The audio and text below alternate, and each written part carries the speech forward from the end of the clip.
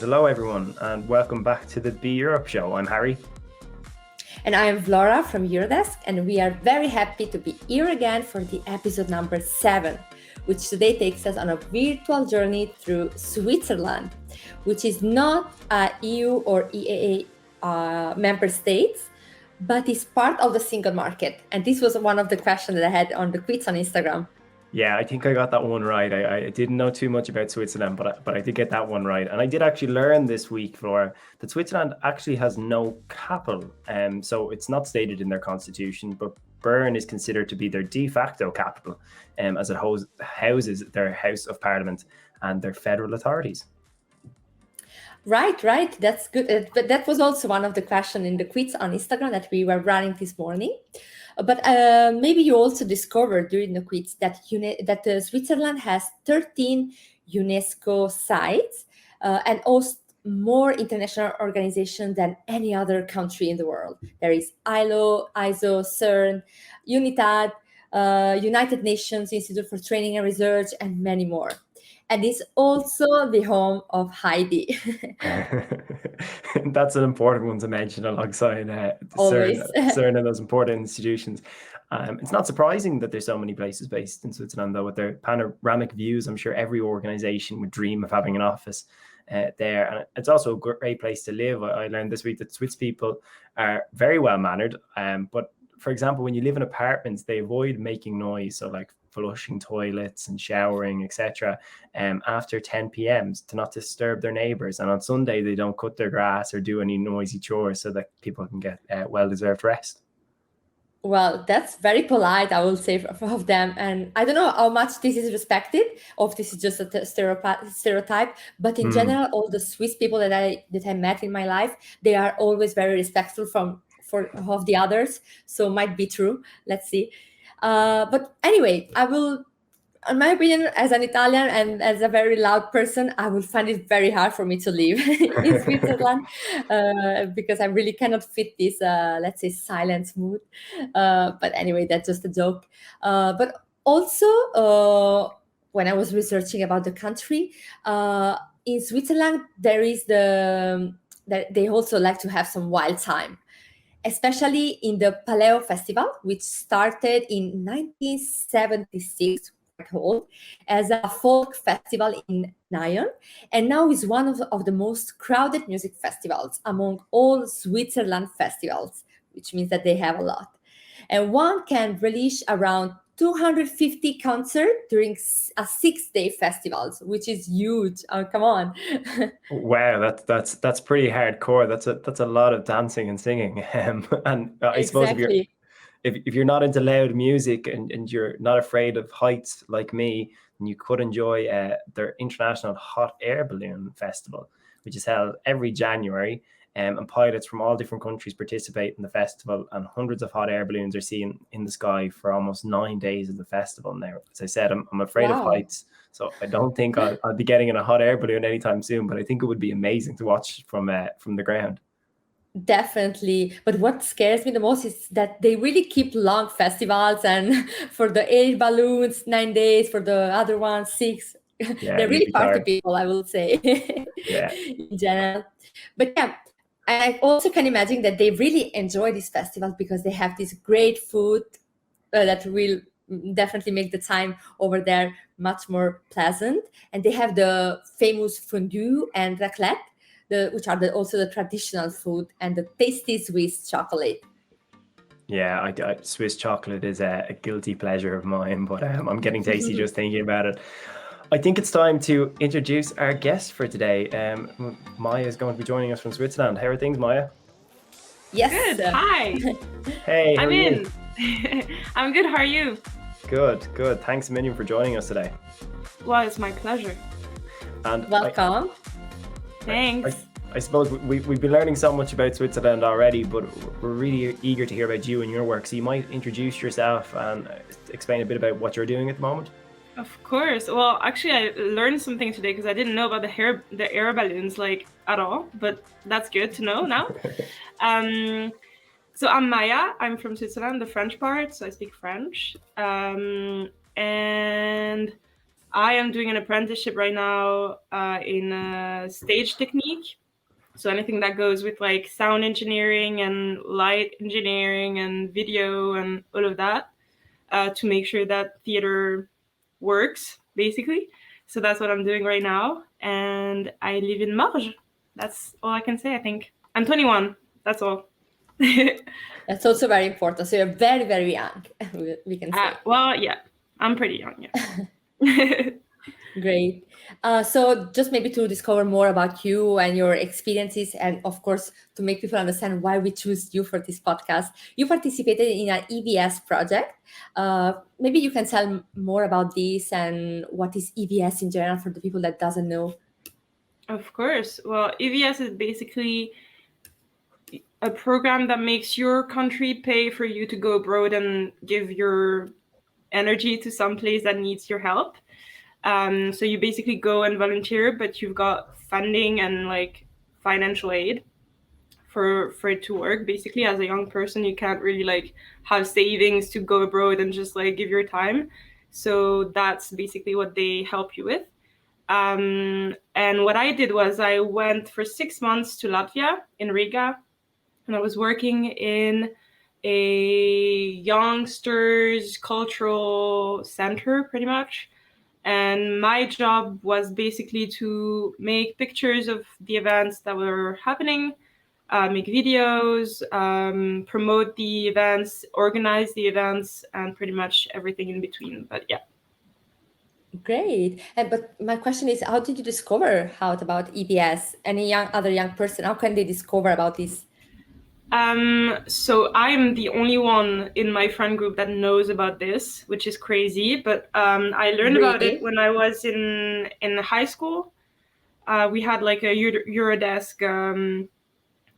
I don't know what it was, but basically a person from Eurodesk came and like talked about like any kind of possibility you've got as a young person to go abroad, and that's where I learned about this. And I was like, wait, this can happen. Like I can go and help and work for free in another state. Like that's crazy. So I really wanted to travel at that point. I did not want to like make a decision about my life and my future. So I just like decided to go.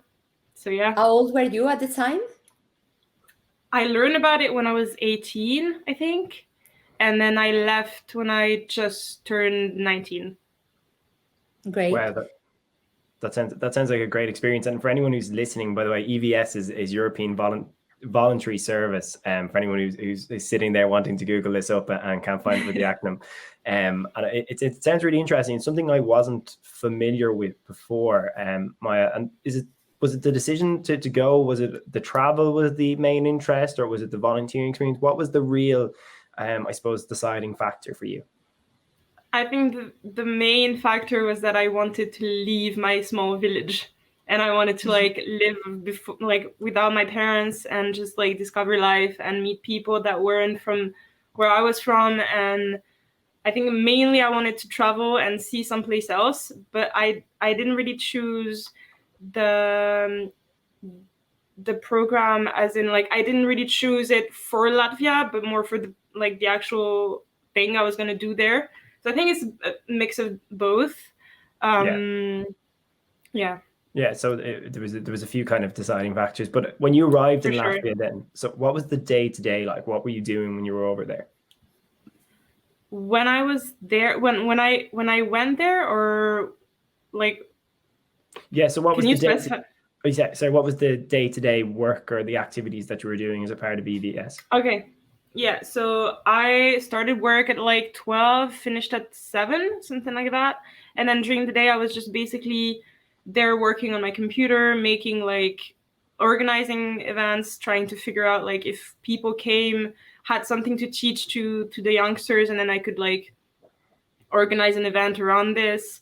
For example, we made a salsa event because one of my friends who was also volunteering in another place in Latvia was a really good salsa dancer, so we just like decided to make an event out of it and just make a salsa workshop, and it worked really well. So many people came, and so yeah, basically my day was either video editing, either like posting stuff on Instagram, or organizing events or just helping out where they needed me.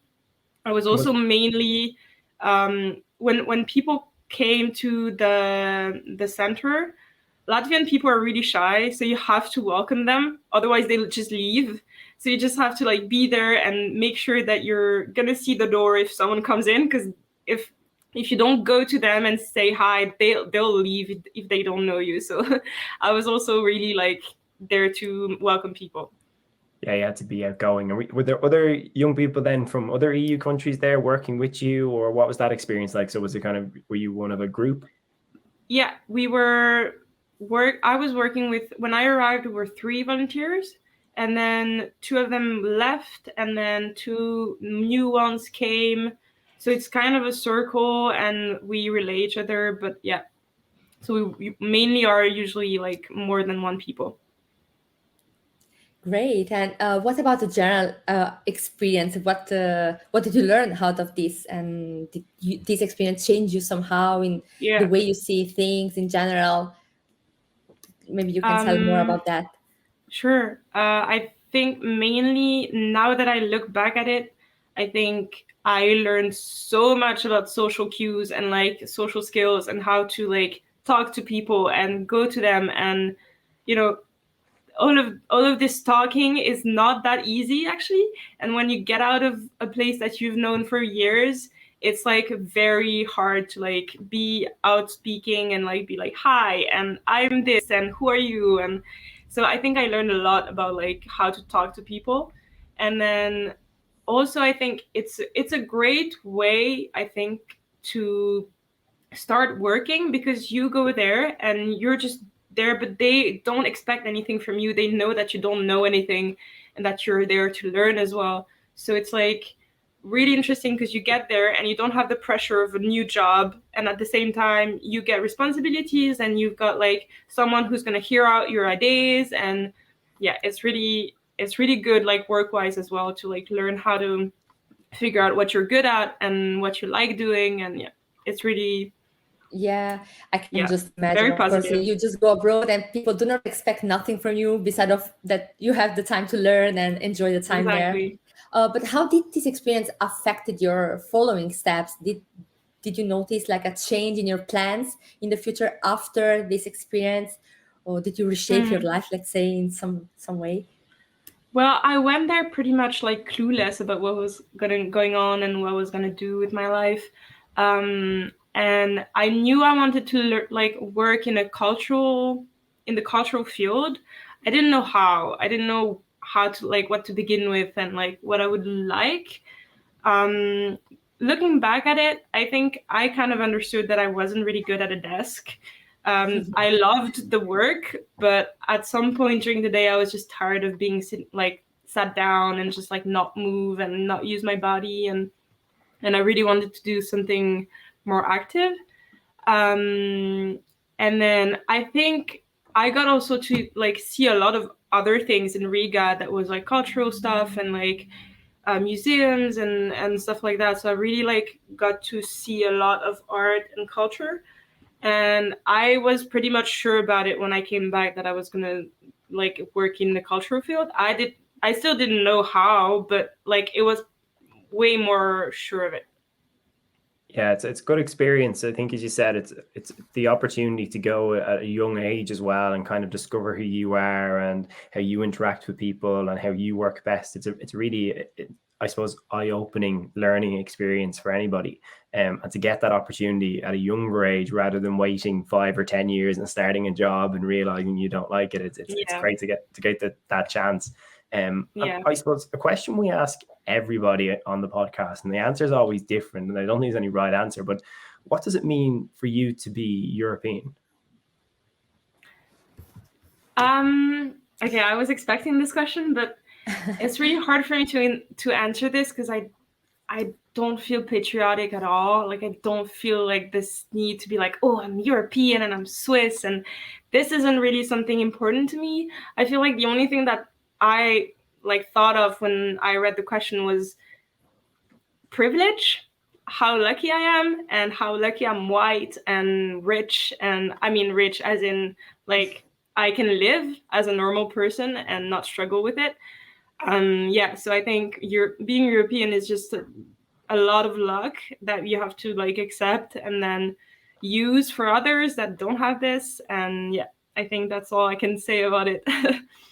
Yeah, no, and look, I don't said there's no right or wrong answer to that question. I think everybody feels differently about it. I suppose you've experienced one of the many advantages of being European through going through the EVS. And obviously, as you said, there's so many other privileges that you have as a result of where you were born and grew up and everything else. But there's no right answer to it. I think some people are very passionate and very patriotic about it. And then some people are a little bit more reserved. And do you think that's anything to do with, I suppose, the European Union? So we spoke about the fact that Switzerland is a part of the single market, but do you think that is anything to do with how European you feel, or how European you think you are? I suppose, if that question makes sense, is it because you're not a part of the European Union, or Switzerland's not a part of the European Union, that you feel less? I don't think so, because I still like travel a lot in Europe, and I feel like it's kind of a homey place. Like I know kind of how things are, and I've been kind of everywhere so far, like Eastern Europe, Western Europe, and everything. So I've been to a lot of places, and everywhere I kind of find something that's very similar to my culture. So I feel like it's kind of still home. So I don't think it has a lot to do with it. As you can see, like even without the European Union thing, we still get to like do the EVS and still get the chance to do this program. So I think that's really cool, actually. But I don't think that has anything to do with it. Yeah, no, that makes sense. The bureaucratic structures don't tend to impact, I think, everyday life too much. And maybe I can jump in and ask you, of course, I totally understand what is your feeling about that, because you just feel lucky to be born, I don't say in the right place, but in a lucky place, I will say, that definitely allows you to follow your dreams, to go abroad, to travel, to do whatever you want about your life without, I don't say too many struggle, because each one of us has their own, of course, but of course, less struggle than someone living in another part of the world, which has less opportunities, I will say. But traveling so much in all these different countries, I imagine also outside Europe, what is that thing that you really think like, oh my God, that's really a privilege, and I'm able to live this because I'm European, I'm living in Europe? Or another question would be like, what do you think we have in common as Europeans, even if it's not like on a paper thing, but really in terms of value or common beliefs or something that you noticed while traveling so much? Well, okay, so the similarities I've seen are mostly like food-wise, how you share meals, everything that has with, like, of course, every culture in Europe is like different, and there's like differences in like every country. But I think like the food, I think, is like the main answer. I would say like everyone likes to share a meal together and not be on their phone, and just like actually like talk, and this family sense, I feel, is like the same as in Switzerland. So yeah, I agree totally with you, because in Europe, at least, what I noticed that we really take the occasion of the meal as a social thing that we do together in groups. So really, food is something social for us. So it's not just eating and surviving. So that's definitely something we never pointed out, but really it's our way of living. We meet for lunch, we meet for dinner, because we like to enjoy it together with the other people that we are living at the time. So definitely, yeah, that's for sure. And something that made you feel proud, let's say, of proud, that maybe it's not the right word, but like lucky, a lot of lucky to live in Europe, let's say. Well, I think like whatever it is that happens to you, kind of like, I mean, I haven't really lived that many like horrible things, but like if something happens that's bad, you know you're gonna get out of there. You know that at some point you're gonna get home. And I've had a really bad experience when I wanted to go to Norway, and there was a problem with a formulary that I had to like get in for COVID and stuff, and I was at the gate, and then I lost my ID before getting on the plane, and then so I arrived in London without my ID. So I was kind of no one knew who I was because I didn't have the ID card, that stupid plastic thing, which meant that I had to stay for I think I stayed for 18 hours in a locked room before they found a plane to get me home. But during that time, I knew no one would hit me, and no one would stop me from going home, and they would just get me home, and I would be happy to go home. I think that's kind of a real big privilege, to be okay, nothing's gonna happen to me because I'm a woman and I'm white. Well, I'm a woman, I don't know, but I'm white at least, so no one's gonna hit me or be racist to me. And then I am happy that I get home, and I'm looking forward to going home and getting out of this locked room, which is not the same thing for the other people that were in that locked room. They wanted to leave and stay in London. So I think that's a big privilege. I guess that's an example I could get, but yeah. Yeah, definitely. This is something that we don't realize until we are in a bad situation, I would say, that we are somehow protected by all the system, by the good law, by the good reputation also that Europe has, the power that Europe has. So this is something we really don't realize until we are compared with someone who doesn't have nothing of this. Yeah. So definitely that's a good point in this sense. Yeah. So in terms of other young people in Switzerland, how do you think they view Europe? Do you think do they share your views, do you think, or is there, I suppose, a common feeling of what it means to be European amongst young people in Switzerland? Well, I would say they agree with me, but that's just my friends, that's my circle and my little bubble. So I wouldn't know how to answer really objectively. But I think around the people that I see and hang out with, we all kind of, I think we don't care about the whole European thing.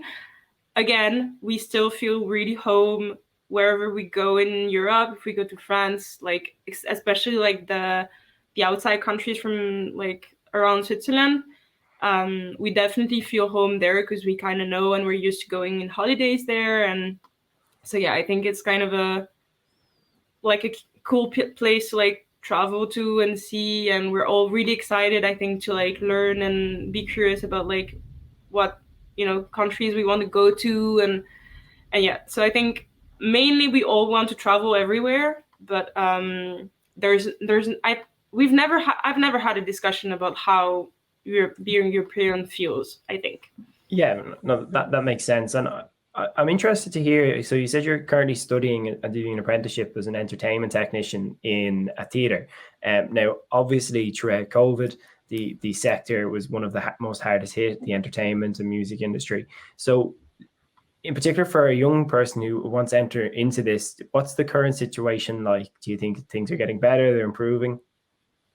Okay, yes, in terms of how much work we have, because we've got the last seasons, plus the last seasons, plus the actual season. So there's a lot to be done, and so many artists have been in their homes creating shit.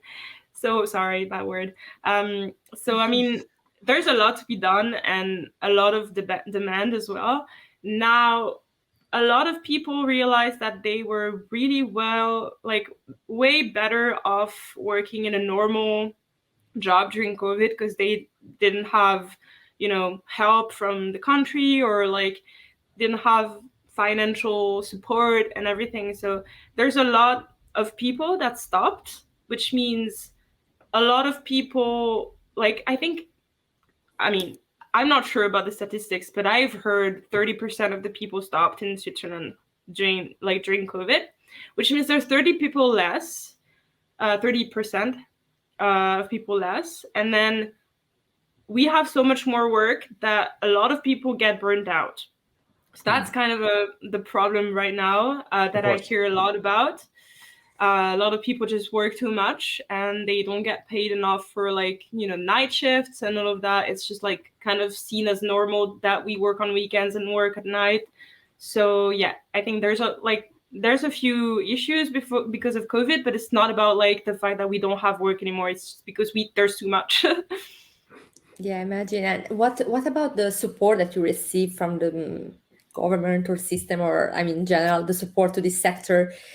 I imagine, for example, for a young person who wants to get engaged in a cultural activity or start like its own, his or her own project, will they find some support, or it's not enough? I'm not well informed to like answer really perfectly, but I think young people like me didn't even get like help because I wasn't even in yet, and then the other apprentices were just like basically continuing the work without really working and just doing stuff and trying to figure out how they're going to learn how to do their job, which is kind of the whole point of an apprenticeship. So it would like they just couldn't, and yeah, but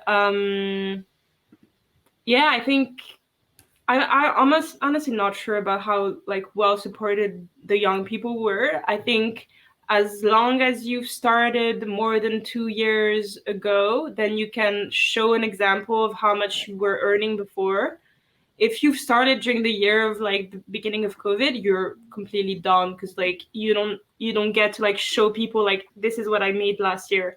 So I think that was kind of an issue. But since I'm not really like paid as a normal Employee or worker, then I can't really like tell you.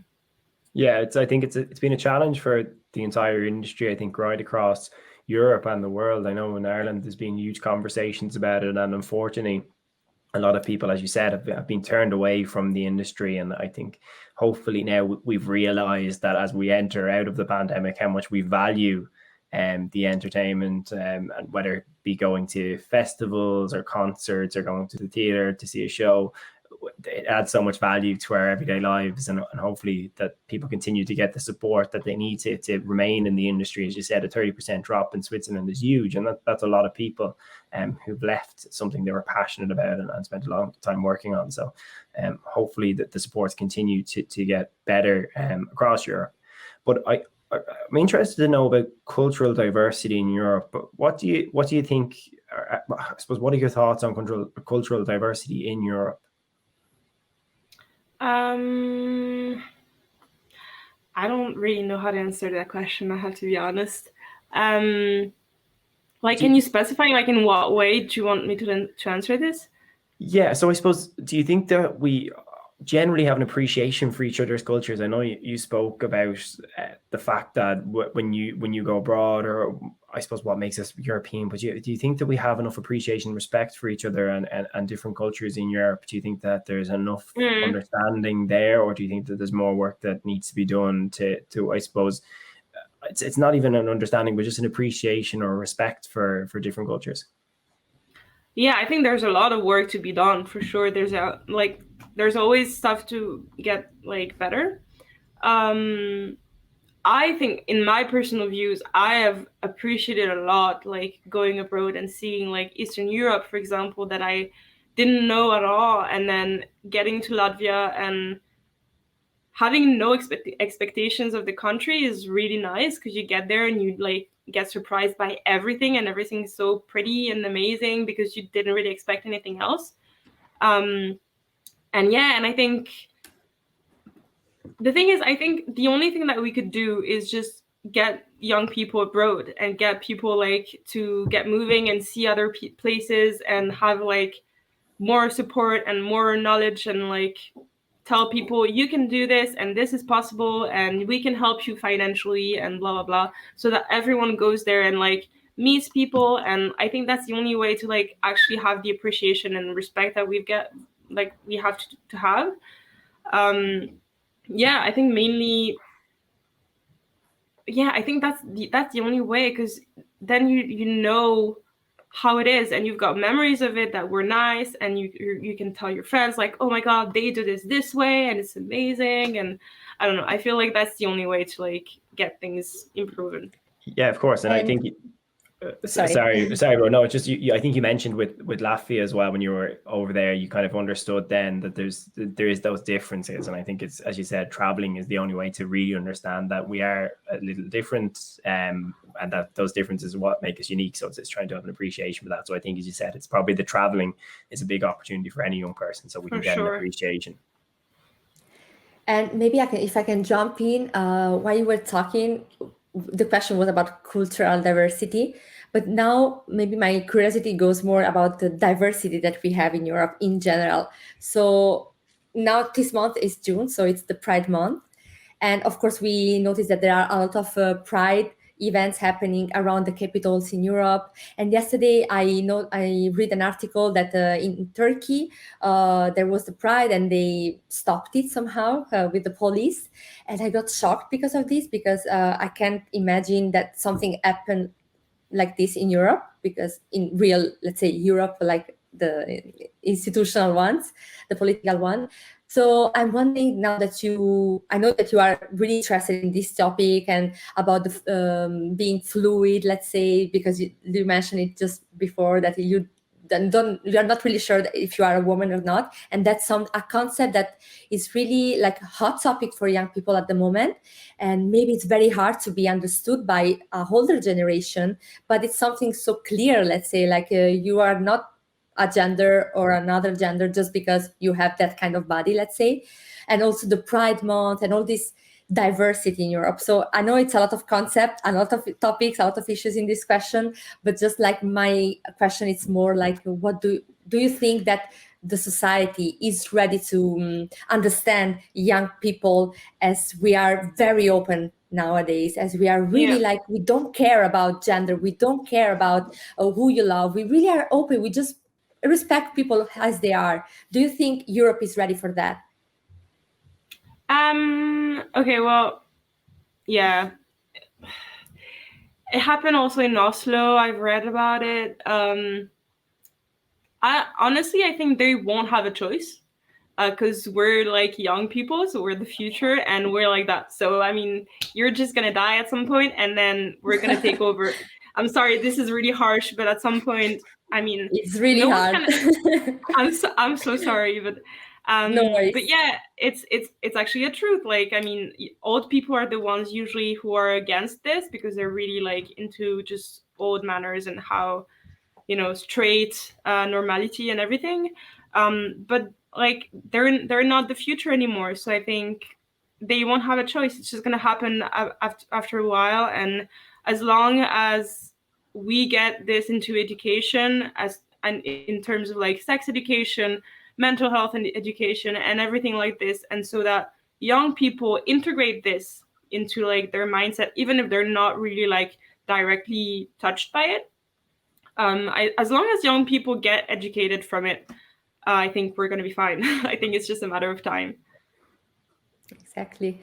And also seeing more and more prides happening or talking about these topics everywhere in social media, on the TV, etc. This really raise awareness on that. And even if you just feel like raised in a traditional family, let's say, you still cannot avoid that, because the world is telling you that. So there is no way, let's say, to act like you're not seeing that. And somehow you just live with that. I wish this for the older generation who are not really open to that. But yeah, I mean, you're right. Anyway, the future is in the hands of young people, and you design it. And I mean, you also, I wish me, we design it together, and then we shape it as we like it. So that's really the power of the youth. So yeah. Yeah. Yeah, Harry, go. No, I was just going to say, this is speaking of young people and the future, I suppose this is the European Year of Youth, and I know you've expressed there that, obviously as time goes on and young people become the leaders of the future and the people who are going to lead us into the future, that those things will change. But what are your plans for this special year and moving forward? What's in the pipeline for you? The next few years are going to be the end of my apprenticeship, because it's 4 years long and I'm on the first one. So I've still got 3 years of apprenticeship to go to. Apart from that, I hope I can get to travel more. It's kind of hard because I'm working all the time and I'm never really stopping. But yeah, I'm going on a holiday in like a week. I'm going to Amsterdam, Rotterdam, and Brussels actually. So it's gonna be good. I think mainly that's my main focus, to like finish this apprenticeship and then be like independent and actually be able to work on my own projects and decide what teams I want to work with. And yeah. Yeah, no, that's great. And what particular interest is it? Is it working in the theater, or is it live events, or what's kind of the real passion for you? So far I'm working on, like, I'm learning everything. So I'm giving myself the time to discover all of the fields and like actually figure out what I like more. I really, really like the process of actually creating a show. So like the whole part where you work with the artists and actually like figure out what the intention is and like what you want to show, and make people understand. So that, you know, that whole process of making the show even better by using like technique and stuff is like really interesting to me. But again, like, I think I'm just gonna let myself live those 3 years and then decide like what's gonna be best for me. You wouldn't be. I can see the guitar in the background. You know, you're not going to be on stage playing the guitar, or is that a No. No. Nah, never. I think it's, again, this, I was saying just before going live, this is weird to me because I'm usually the backstage person who doesn't get the attention, and I like that.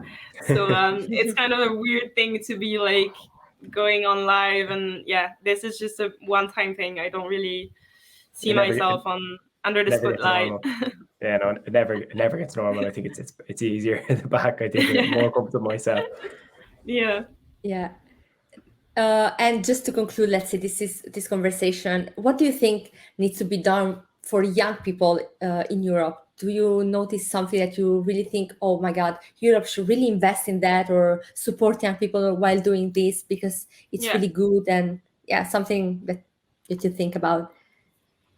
I was thinking about this question and I thought to myself, I think in terms of like young people who are still in school, I think what I would have really loved, and I think what people just need, is like time given during education to like learn how their bodies work and how their head works and how to communicate with others. And this is like so many things that I had to learn by myself while working and while like traveling and doing all of those things. And I think it would have been so much better and so much easier during my youth and my teenage years to just like learn at school and actually be able to say, oh, okay, I've learned this at school and I know that this is happening to me and I know how I can get help. And, you know, there's so many things that are just like not fair to young people that are just like thrown to them. And I think it's kind of important for us to like make sure that they get what we didn't get, I guess. Yeah. No, absolutely. I think that's really nice. I think just time to grow up and kind of figure out who you are and what you're about. I think that's really important. And the last question then, and we'll let you go then, we promise, is my favorite question because the advice is always so different and so unique. But I suppose, what advice would you give to somebody younger than you now, or somebody who's watching this and they're trying to figure out what they're going to do next? What's the piece of advice you'd give knowing what you know now? I actually made an exhibition that was called Leave when I was in Riga, and that was the title, just Leave. And it was about the volunteers that were there before me in Bambus where I was in Riga. And I think that's just it. Just leave and go see places, and you won't regret it, whatever it is. Like, even if the trip is horrible and it rains, like, you won't regret it. That's great advice. That's great advice. Great. That's really great. Yeah. And also, if there is a way to see this piece that you produced, like, just share it with us. So we are going to promote it I will. together with the episode. So definitely we're curious to see it out. Yeah, no, and thank you so much for giving us your time today as well. We really appreciate it. It's my pleasure. It was great. Nice thank you so much for sharing your opinion on all these topics. I know it's not easy to talk about some issues, but you really did great. So thank you. Thank you so much. Thank you for doing this. It's amazing.